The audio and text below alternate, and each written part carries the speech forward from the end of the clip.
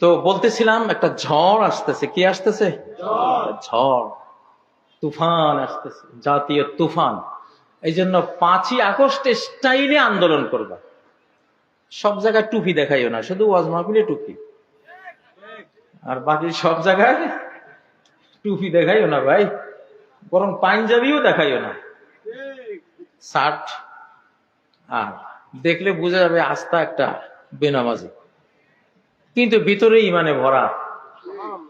وقال رجل مؤمن من آل فرعون يكتم إيمانه আল্লাহু আকবার।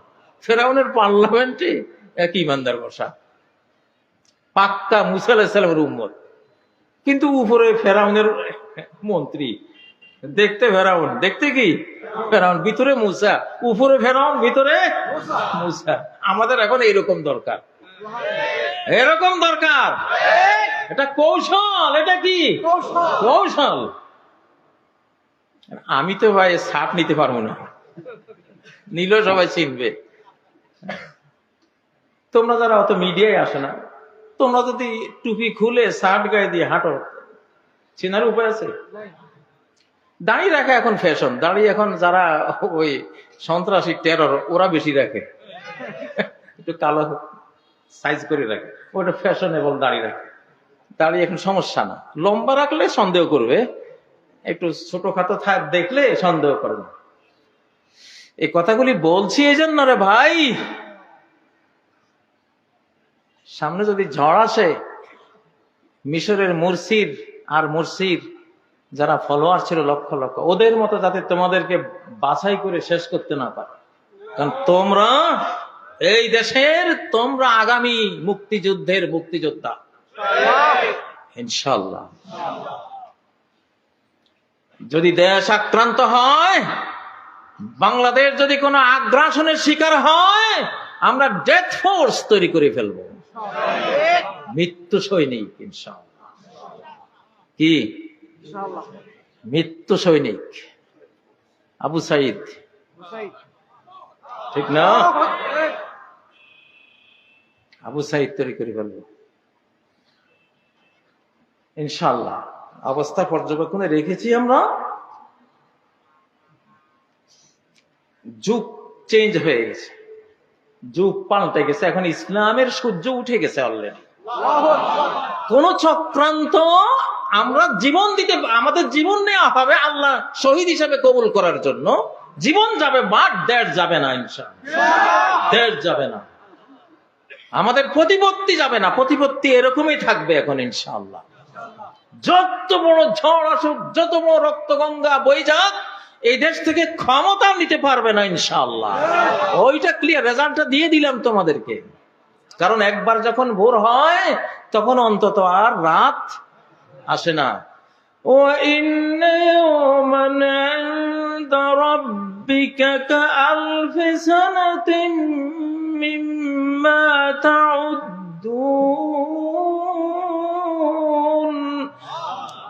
তোমার রব যদি একটা দিন আনে, এই দিনের লেংথ কতটুকু জানো? এই দিনের দৈর্ঘ্য কতটুকু জানো? 1000 বছর। বাংলাদেশে যেই পরিবর্তনটা হয়েছে রে ভাই, এটা 5ই আগস্টে একটা পরিবর্তন হয় নাই, একদিনের পরিবর্তন হয় নাই, 100 বছরের পরিবর্তন হয়েছে।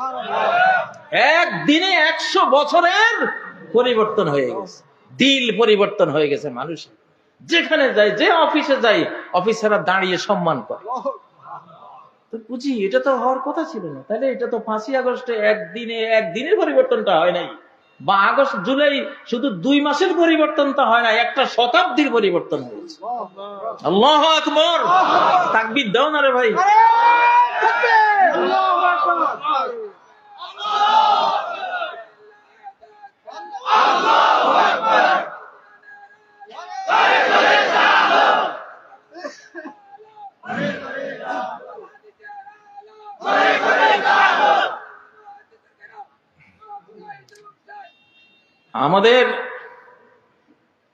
আমাদের শক্তির উৎস আকাশে। কোথায়? আকাশ। প্রিয় বন্ধুরা, 5ই আগস্টের স্টাইলে আন্দোলনগুলো করবেন, নির্বাচনের প্রস্তুতি নেন, কিন্তু নির্বাচনের প্রস্তুতি যদি নেন 50%, যুদ্ধের প্রস্তুতি নিতে হবে 100%। কোনটা যে আগে আসবে? নির্বাচন আগে আসবে না যুদ্ধটা আগে আসবে? লক্ষণ কি বলে? লক্ষণটা ওই রকম। বিশ্ব এখন অনিরাপদ, বিশ্ব এখন অনিরাপদ। ইউক্রেন রাশিয়ার কথা অলরেডি পার্শ্ববর্তী দেশ থেকে বলাই হয়েছে যে তোমরা সৈনিকরা ওইদিকে তাকাও। রাশিয়া বলেছিল যে অমুক এলাকায় তো আমার লোক আছে, ওদেরকে রক্ষা করতে হবে বলে দিয়েছে মেরে। বাংলাদেশ নিয়ে তো এমন গল্প চলছে কিনা? চলছে। অতএব যুদ্ধের প্রস্তুতি মানে কি? আমি বলেছি মাটির নিচে যাইতে। ঘর বাড়ি উপরে বহু তুলেছেন, এইবারে কিছু মাটির নিচে বানায়। নুআইম ইবনে হাম্মাদের কিতাবুল ফিতান বইতে আছে, একটা যুগ আসবে তোমরা যাহরুল বাতনুল আরদি খায়রুল লাকুম মিন যাহরিহা, তখন পৃথিবীর উপর থেকে পৃথিবীর নিচটা তোমাদের জন্য বেশি নিরাপদ হবে। আল্লাহু আকবার। মধ্যপ্রাচ্যের যুদ্ধে দেখছেন না, যদি ভিতরে না যাইতো ওরা অস্তিত্ব থাকতো, ওই পোলাপানগুলি ভেতরে চলে গেছে। আল্লাহ তাদেরকে বুদ্ধি দিয়েছে, তারা ওই হাদিসা অনুসারেই কিন্তু মাটির নিচে চলে গেছে। চিটাগাঙের সেই সুযোগ আছে না নাই? বহুত আছে। মাটির নিচে চলে যান। এই কথাগুলি আমি একটা ওয়াজ হিসেবে বলতেছি না আপনাদেরকে। আমি মনে করবেন যে এই লোকটা একটা কমান্ডার, আমি কমান্ড করে যাচ্ছি, কমান্ড করে যাচ্ছি আপনাদেরকে। মাটির নিচে বানান যেমনি পারেন, মাটির নিচে বাংকার বানান। সব রাষ্ট্র বানাইতেছে, পারমাণবিক যুদ্ধ আসলে মাটির নিচে না গেলে বাঁচতে তো পারবেন না। মাটির নিচে পানি থাকলে মানুষ বাঁচে। মাটির নিচে কূপ যদি 100 হাত গভীর হয় আর কূপের নিচে যদি পানি থাকে, আপনি 100 হাত নিচে বাঁচতে পারবেন, কারণ পানিটা তো অক্সিজেন। পানির মধ্যে কি থাকে? অক্সিজেন থাকে। ইউসুফ আলাইহিস সালামকে কূপে যখন ফেলে দিয়েছে, উনি বেঁচে ছিলেন না মরে গেছিলেন? যদি পানি না থাকতো মারা যেতেন। আমি স্বচক্ষে দেখলাম উত্তরবঙ্গে একটা এরকম কূপে তলায় পানি নাই, একজন কূপ খননের জন্য নামলো, নেমে সে এমন অবস্থা হলো, মানে নিঃশ্বাস যায় যায় অবস্থা, কার্বন ডাই অক্সাইড ভিতরে, সে মারা যাবে, পড়ে গেছে অলরেডি। ওই সময় লোকেরা দ্রুত গতিতে ওকে রশি বেঁধে টেনে উপরে তুলে জীবন রক্ষা করেছে। কিন্তু যদি পানি থাকে, ইউসুফ আলাইহিস সালামকে পানিওয়ালা কূপে ফেলে দিয়েছিল।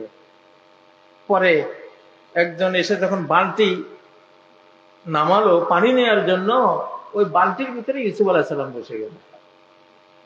তাহলে বোঝা গেল পানিওয়ালা কূপের মধ্যে মানুষ উপরে বন্ধ করে দিলেও বাঁচতে পারবে, কারণ ওখানে অক্সিজেন থাকবে। খিজির আলাইহিস সালাম যখন সাগরের ভিতরে ঢুকে গেছিলেন সুড়ঙ্গ পথ দিয়া, একেবারে সাগরের তলায় চলে গেছিলেন তিনি, এবং তারপরে মুসা আলাইহিস সালাম আর ইউশা ইবনে নুন ওনারাও গিয়েছিলেন। ওনারা কি মারা গেছেন? কেন ওখানে মরেন নাই সাগরের তলায়? কারণ চারপাশে কি? পানি। পানির মধ্যে কি থাকে? অক্সিজেন থাকে। বিজ্ঞানীরা আপনারা গবেষণা করে ভালো করে রিপোর্ট দিবেন। যাই হোক,